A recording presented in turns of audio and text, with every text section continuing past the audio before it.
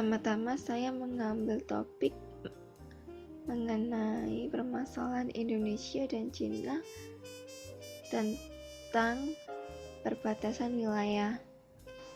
Judul yang saya ambil dalam proposal ini ialah peran pemerintah Indonesia dalam keamanan nasional terhadap pelanggar batas wilayah kapal nelayan Cina di Natuna.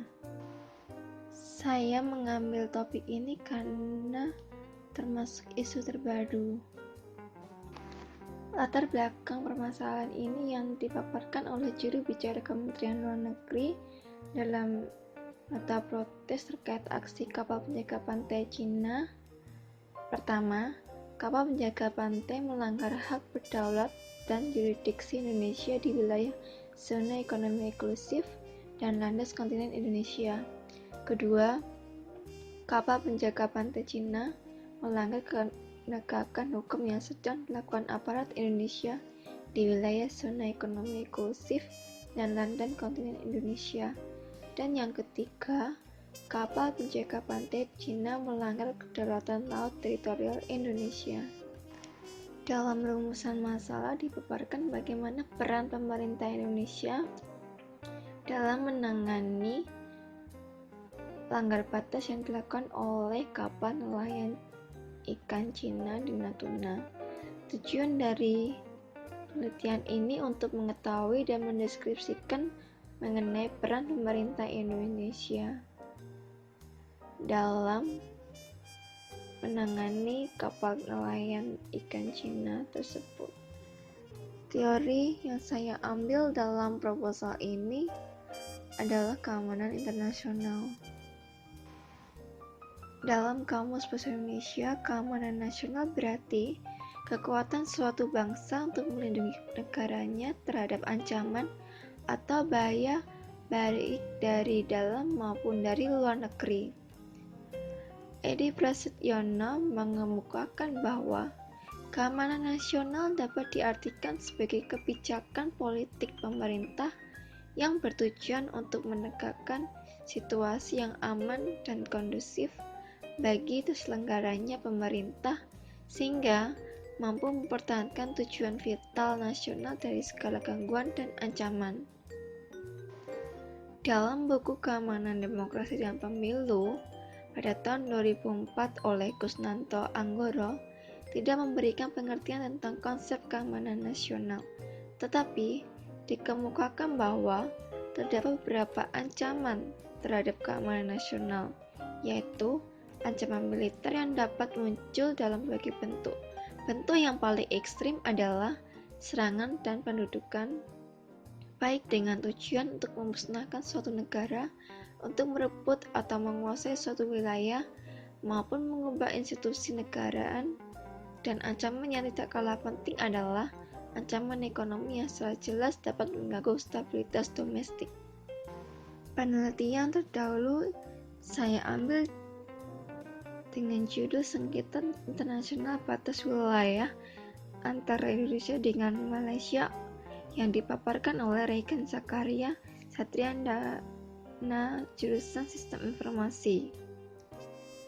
Tujuan yang dari dilakukan penelitian itu adalah untuk mengetahui latar belakang munculnya konflik internasional hingga menjadikan Ambalat sebagai rebutan kedua negara tersebut dan upaya pemerintah mempertahankan kedaulatan NKRI. Selanjutnya dalam kerangka berpikir, menurut para ahli hukum internasional seperti Buhan Sani, perbatasan wilayah adalah batas luar wilayah suatu negara berupa suatu garis imajiner yang memisahkan wilayah suatu negara dengan wilayah negara lain di darat, laut, maupun udara yang dapat dikualifikasi dalam terminologi border zone maupun custom free zone.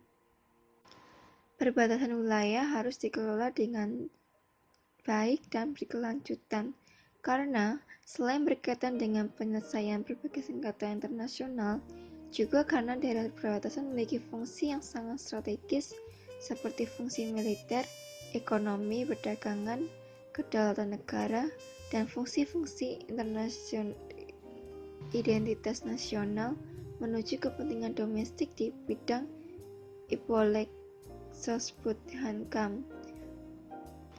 Suatu negara perlu menetapkan batas wilayah baik dalam dimensi perbatasan darat maupun perbatasan laut dan udara.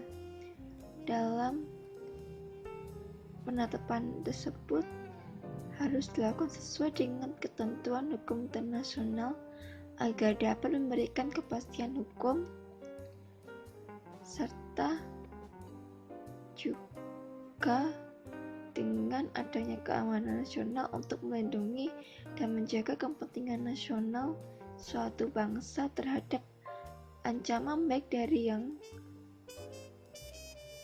luar maupun dari dalam negeri.